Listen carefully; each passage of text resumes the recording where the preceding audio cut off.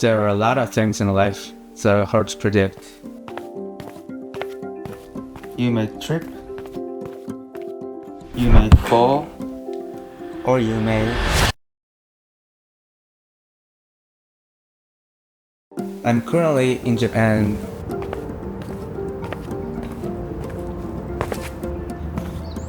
Because I like to travel. And I still have my parents here. So I like to spend as much time as I can while they're still well. How much longer would it last? Well, not forever. They're getting older, and things will start to pop up. But that I cannot control. Can't predict? Well, not a lot. But there are a lot of things I can still do. And sometimes, that's all I can do.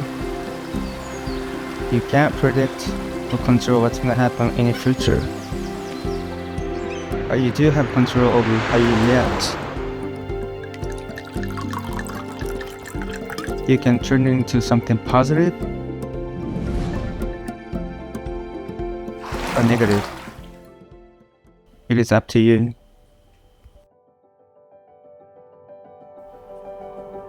Only you can script the unscriptable.